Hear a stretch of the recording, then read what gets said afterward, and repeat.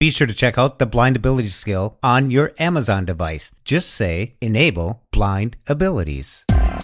We're not just looking at, okay, how can we get you through your classes that you're currently in? We're actually looking at more of a long-term goal. Meet Jesse Anderson. They use Windows PCs typically in many office environments. Assistive Technology Specialist from State Services for the Blind of Minnesota. Mac is in a lot of the more artistic areas, so maybe audio, video production, maybe some web design. It's good for people to learn, that experience as well, to kind of know how to find ways to fix problems. If you're low vision, how would you do that? If you're blind, how would you do that? Well, I might take my phone and use it as a magnifier. Or if I'm blind, I might, take my phone or my laptop and snap a picture of it and have it read aloud with my Bluetooth headphones. Welcome to Blind Abilities. I'm Jeff Thompson. Today we're going to be talking about assistive technology, about the tools for success, the tools that will help you level the playing field in the job market, in employment, and in education. We'll be talking about the services that your state agency can provide to you and how your participation is vitally important towards your success. So be sure to check out your state agency, your voc rehab, your state services for the blind, and see what they can do for you. Having the technology skills and knowing those skills well, I think is just a really good thing to do no matter what you're going to be doing in employment or education.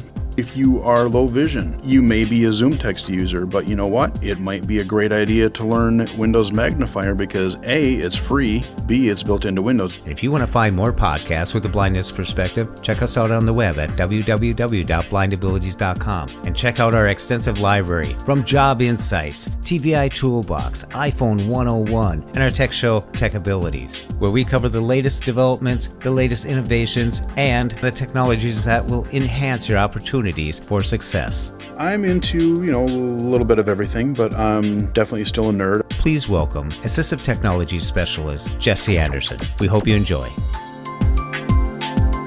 Welcome to Blind Abilities. I'm Jeff Thompson, and today I'm at State Services for the Blind in St. Paul, Minnesota, and I'm talking to Assistive Technology Specialist Jesse Anderson. Jesse, how you doing? I'm doing pretty good. Thanks for having me on today. Great. Jesse, I want to thank you for taking the time out of your day to come on the Blind Abilities and share with our listeners the services that you provide here at State Services for the Blind as an Assistive Technology Specialist. There are actually 5 Assistive Technology Specialists at SSB, and we all work out of the St. Paul office. How it works is we are assigned to specific counselors who cover specific areas of the state. For instance, I do cover the Mankato area, and then you have all the other tech specialists covering the different other parts of the state. And the last couple of years, my role has changed a little bit because I'm starting to work a lot more with transition age students, and that's a little bit more statewide. So I do a lot of metro, but I'm traveling around the state a fair bit as well. So I will do assistive technology assessments, meet with students in the schools or at SSB or wherever we need to. And there's a lot of stuff going on with the transition program.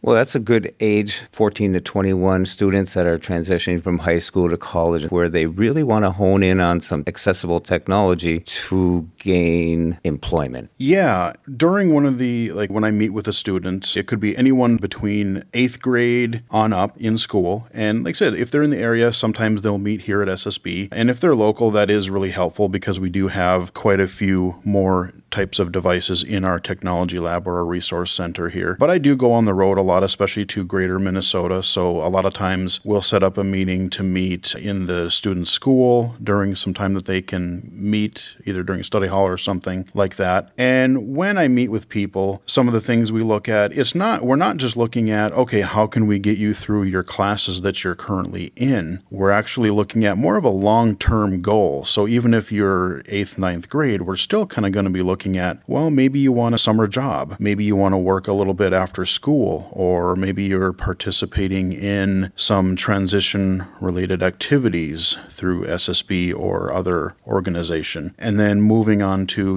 what are you thinking after graduating high school? Are you going to go to college? You kind of maybe have an idea what type of degree. Maybe you want to work with computers or people or animals. Maybe you don't want to go to college and maybe you just want to look for work right away. So those are the kind of things that we look at, and then what types of technology would kind of best work to meet those types of education or employment goals based on their vision. Covers a wide spectrum of low vision to totally blind, from whether it's their Braille or if they're going to be using a lot of Braille to if they're using more audio. You do a full assessment of what would probably work best for those type of goals that they're seeking. Absolutely. We work with people who are blind, who are low vision, who are deaf blind, and I have, met with people of, all those groups, blind, deaf blind, and low vision. And it could also be a combination thing. You may have a low vision user who has some usable vision, but honestly, it's much more effective for them to primarily listen to audio, and maybe they even know Braille. So, instead of maybe you have a very, very limited field of view or,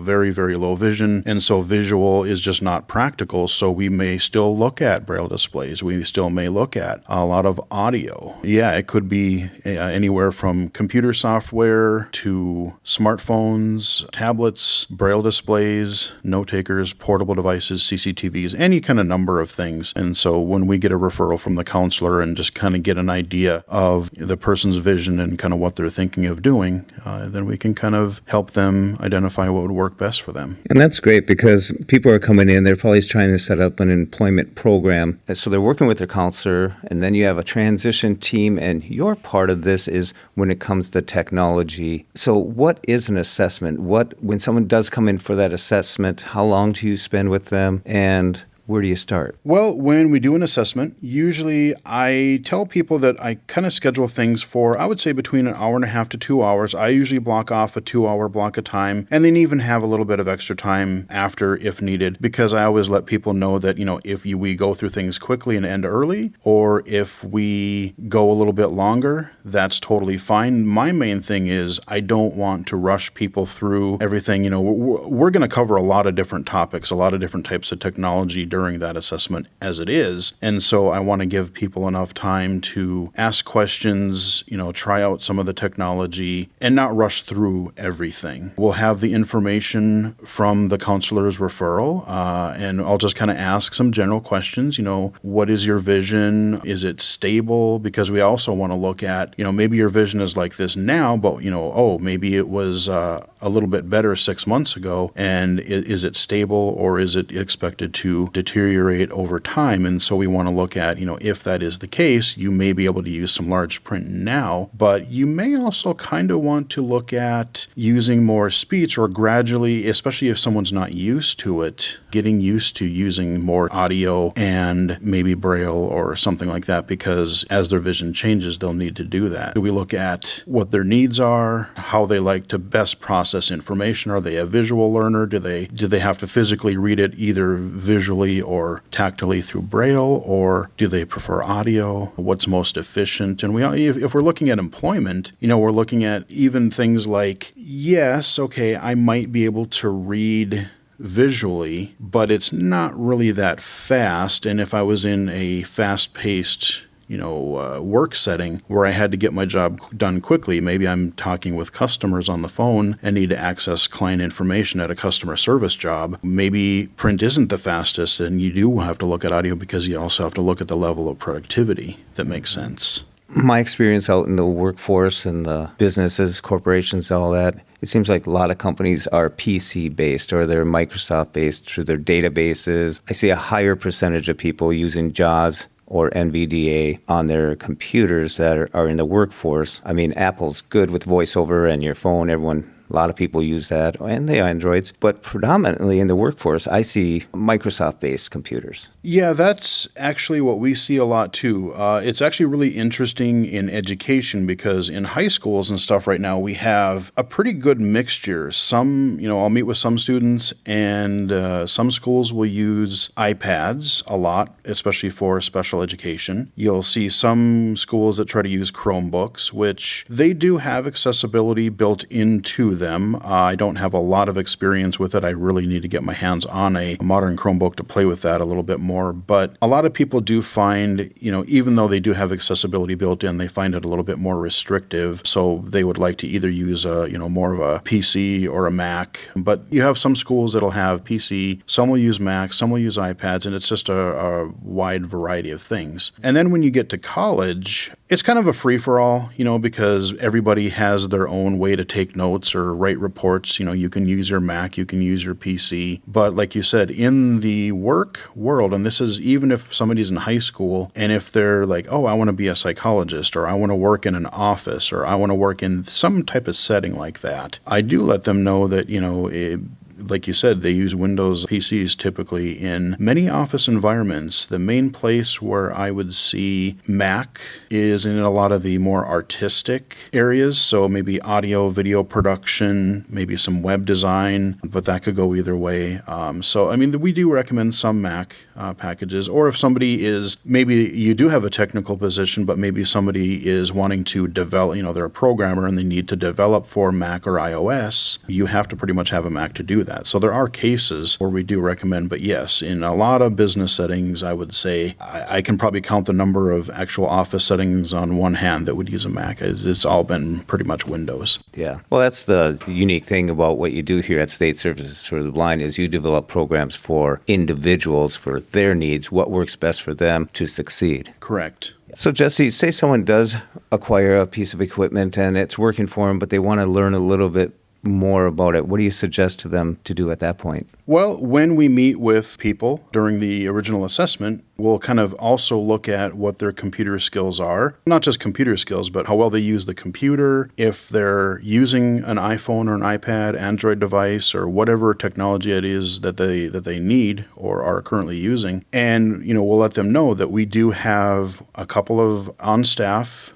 trainers that can work with them for some tasks. And then we also have some certified contracted trainers that we work with throughout the state who can meet individually one-on-one with people for technology training. And that can happen at SSB, that can happen at the client's home, that can happen at the job site. Like I said, in addition to assessments, we will also go, let's say somebody gets a job offer and the company says, we're using this software. Is this going to work with JAWS, Zoom Text, or NVDA, something like that? And so we can work with the user and we can work with the business and we can set up a time to go to that business and get the demo of JAWS or Zoom Text, let's say, installed onto those machines and have somebody at the job who knows what that position requires. And then they'll walk us through kind of what that person would be required to do, and then we can test how that assistive technology works with their software. Are there any problems? And if there are, what kind of things can we do to get around them or fix them?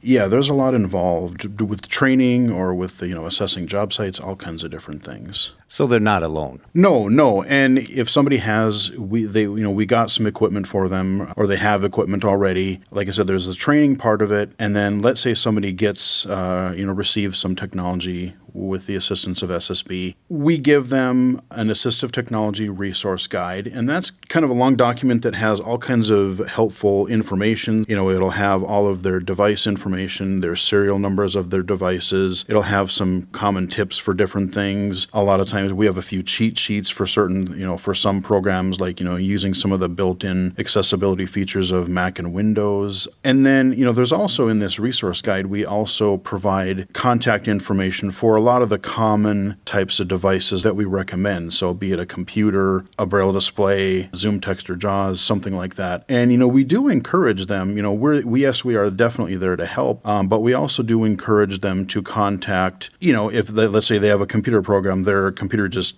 died, or they have a weird JAWS behavior problem, or they have whatever issue, to also encourage them to learn how to contact some of the manufacturers and get some of their technical support too, because some of the, the really strange bugs, maybe some things that even we can't quite figure out. And so, or maybe there's a hardware issue where they will have to kind of send it in. And so it's good for people to learn, that experience as well, to kind of know how to find ways to fix problems. Oh, yeah. And that's a lifelong skill because all the way down through your job career, whatever you're doing, you're going to come across problems and develop advocating for assistance, help, maintenance, whatever it is, pays off in the long run. So Jesse, you've talked about going to college, but employment seems to be the big thing. For people who are looking for employment, what suggestions would you have for them in regards to technology and maybe an employer not understanding what AT, assistive technology, is? There are a few things that I kind of will tell people, or, as we're discussing things during the assessment or as we're meeting in general. When we're talking about transition, the common sort of issues is that, well, this assistive technology is cool, but I don't really want to look different. Like, okay, I've got this CCTV or I've got this, Braille display, and people are like, what the heck is that? And we all know, I went through it, you went through it. Kids can be mean, when you're in high school, junior high school, kids can do some really mean things. And so they're kind of worried about looking different or standing out. And we just try to encourage them to, like, if this makes your life a lot easier, like if you're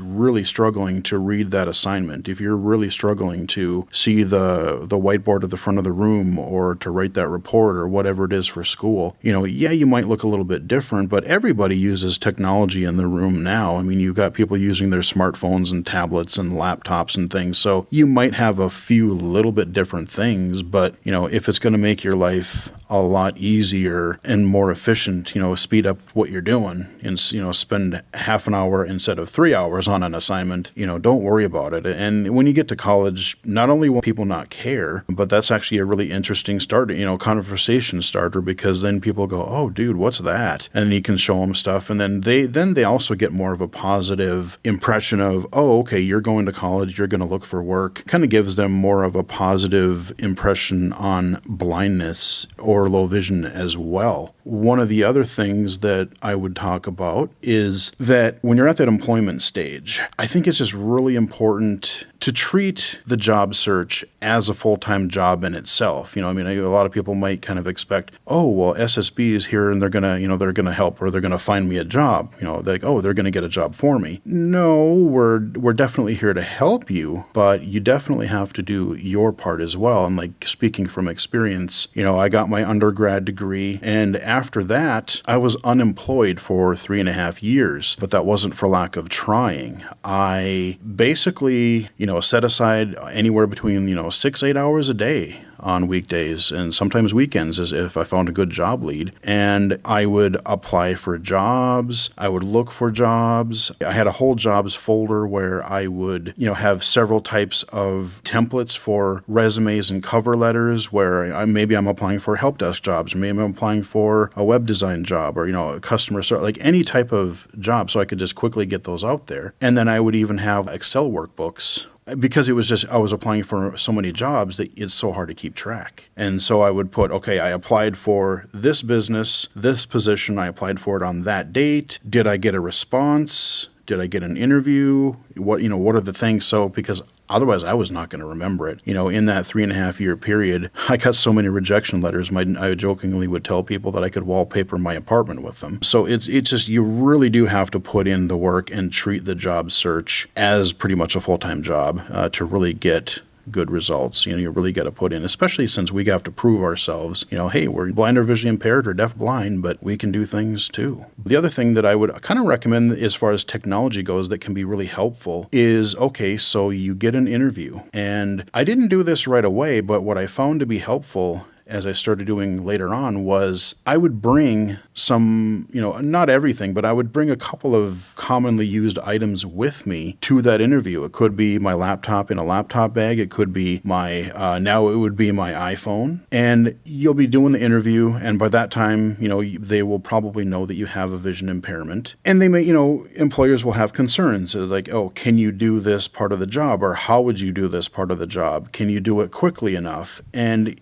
not only bringing the technology to the interview, but, even having some documents on your laptop ready or some tasks in mind that you could do. So someone says, okay, we're in a meeting and we need to hand out these memos that we want people to read, and we're going to discuss, okay, if you're low vision, how would you do that? If you're blind, how would you do that? Well, I might take my phone and use it as a magnifier. Or if I'm blind, I might, take my phone or my laptop and snap a picture of it and have it read aloud with my Bluetooth headphones. phones. How do I access the internet? Well, let me bring up my phone or let me bring up my laptop and go to a website that you know. Go to something fairly complex so that they can see that you're using the sites that everybody else does. Go to Amazon. That's a pretty complex. There's a lot of information there. Pretty complex site. And, just kind of showing them some of those things, offer to kind of show them so that way they think, oh, okay, not only can you do it, but you can do it well. And know your assistive technology. That's the other thing. Know your assistive technology.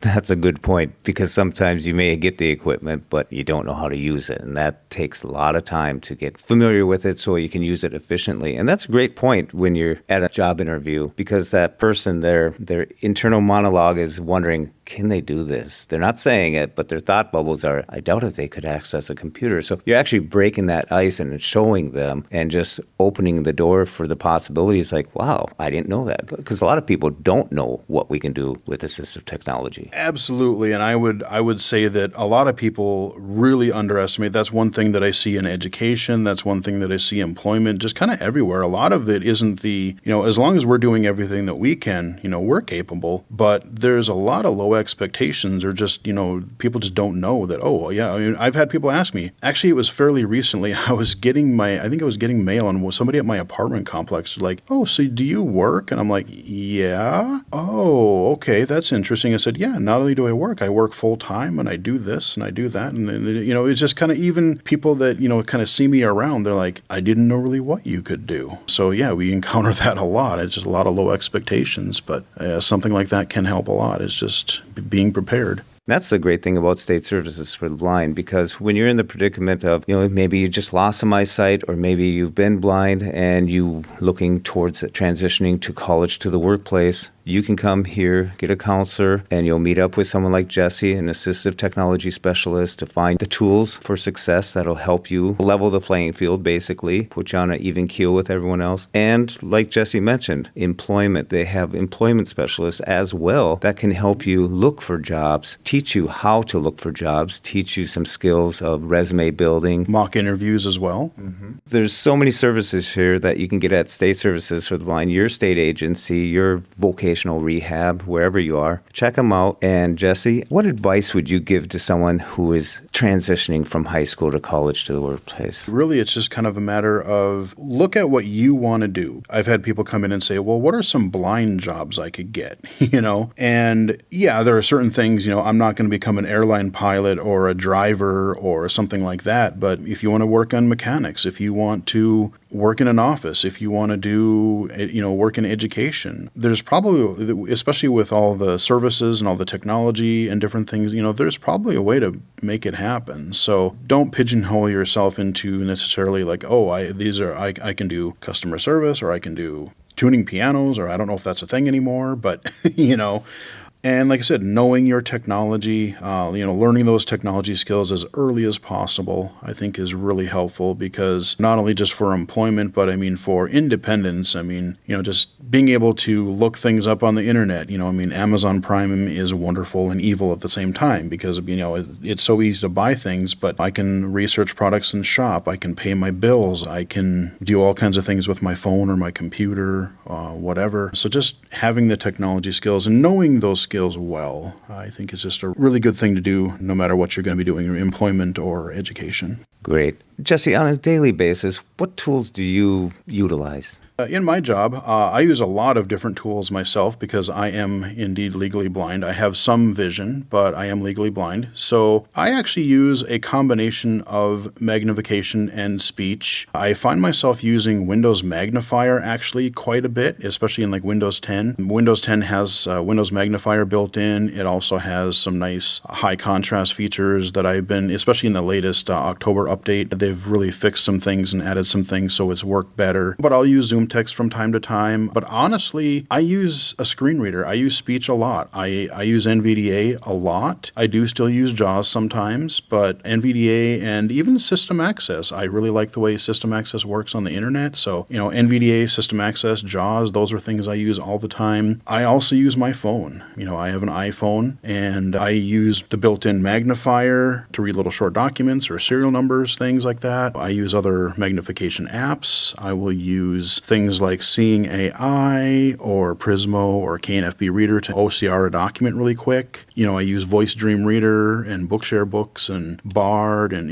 just reading books for recreation, or even as part of my job. I want to keep up on technology and things like that. So I read a lot of technology related books and information. So there's all kinds of apps I use on my phone, but that's probably one of my most used tools is my phone. And in the world out there, especially in the job market, having more tools in your toolbox, that's a catch-all phrase, but having different angles of attacking a certain solution problem, if a screen doesn't read, to have a couple things that you could draw from is probably a good skill to have. I'm really glad you brought that up, because I totally forgot about that. That is absolutely what we recommend as well. So if you are low vision, you may be a Zoom text user, but you know what? It might be a great idea to learn Windows Magnifier, because A, it's free, B, it's built into Windows. It doesn't cost anything, but you're not always using your computer. Maybe you go to a library, a computer lab, a friend or family's place, and they don't have Zoom text installed. You can still have magnification. If you're a speech user, you may be a JAWS user, but guess what? NVDA is free. It runs on a thumb drive. You could use that. You might be able to get by with using Windows Narrator. And of course, Apple has its voiceover for a screen reader. You have Zoom built into the Mac and iOS, both. Yes, knowing more than one screen reader. I regularly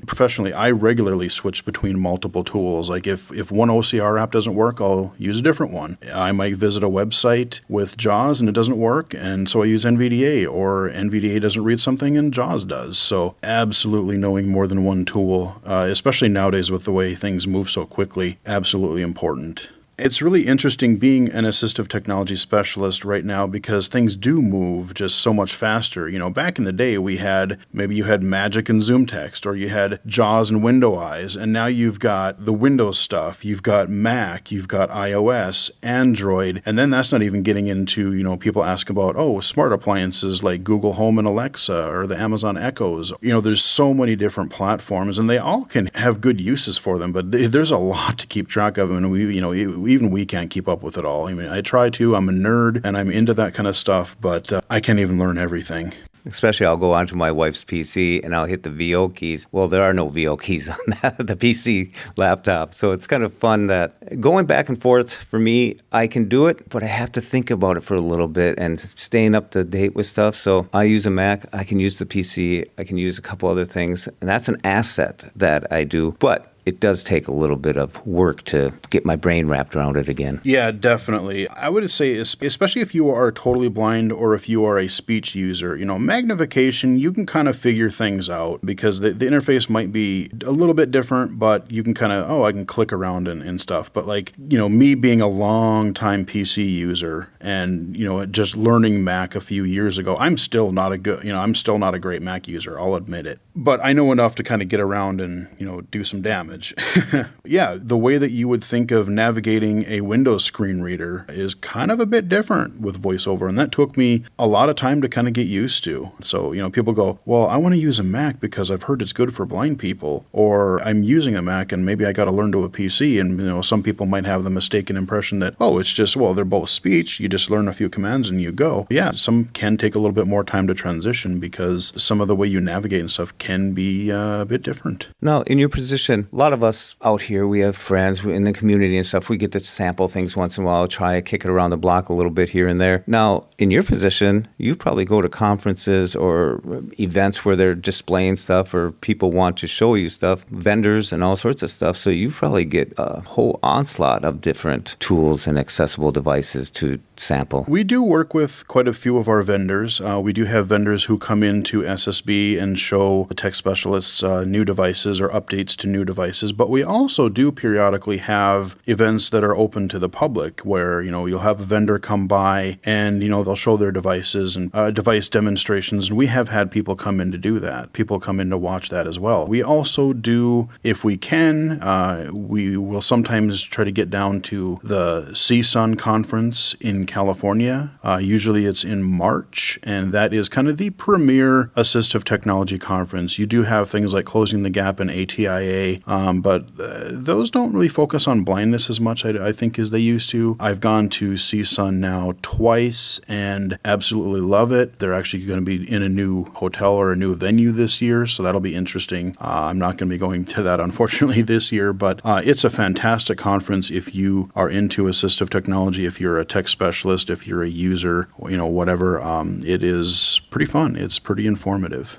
So, Jesse, this is your daytime job. What are some of your hobbies that you do, and what's your interest in? Well, I'm into, a little bit of everything, but I'm definitely still a nerd. Like I said, I still do some technology stuff at home, technology, gaming. I like music. I'm trying to teach myself the drums, mess around with the guitar a little bit, that kind of a thing. But I do, like I said, I still do some technology and even game accessibility stuff in my spare time.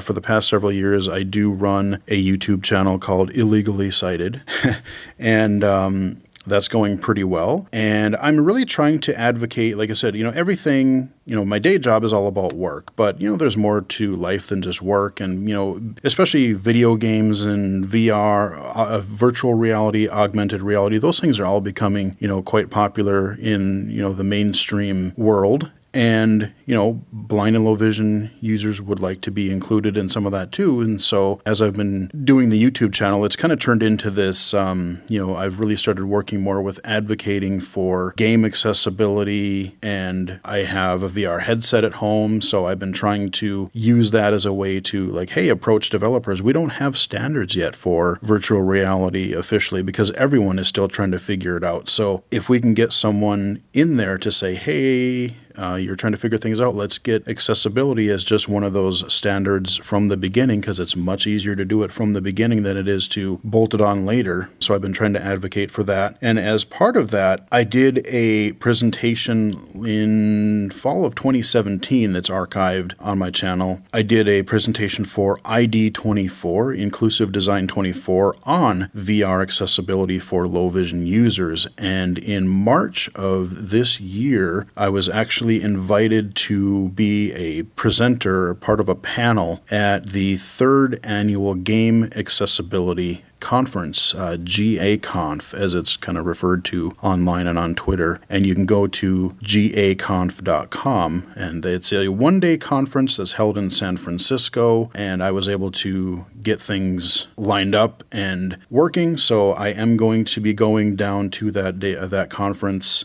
for the first time this year and be a panel speaker, and hopefully I'll be able to meet some developers and a lot of the people that I've been kind of socializing with on social media, on Twitter and things like that. So I'm really looking forward to it, and hopefully it can result in just getting another voice out there and making more developers and stuff realize that, hey, it may not be as difficult as you think it is, but, blind people, low vision people are a market too, and we do have money to spend, and, we want to participate in games and such as well. So that should be really fun to see how that goes. Well, Jesse, thank you for being an advocate for everyone, because I know a lot of people out there that want to hang on to that or have the possibilities of playing games. It's a big market out there, and thank you for doing what you're doing. Sure, no problem. Great. Well, Jesse Anderson, I want to thank you very much for coming on to Blind Abilities, taking the time out here at SSB, that's State Services for the Blind of Minnesota. Thank you very much. All right, thank you. Be sure to check out your state services, your state agency, your vocational rehab, and see what they can do for you. And be sure to check out the Blind Ability skill on your Amazon device. Just say, Enable Blind Abilities. And you can listen to the Blind Abilities on the Victor stream. Just go to their favorites list and find Blind Abilities. There you go. You can search for Blind Abilities in any of your favorite podcatchers. Just type in Blind Abilities. That's 2 words, Blind Abilities. And you can always download the free Blind Abilities app from the Apple Store or the Google Play Store. And like I said, it's 2 words, Blind Abilities. I want to thank you for listening. We hope you enjoyed. And until next time, bye-bye.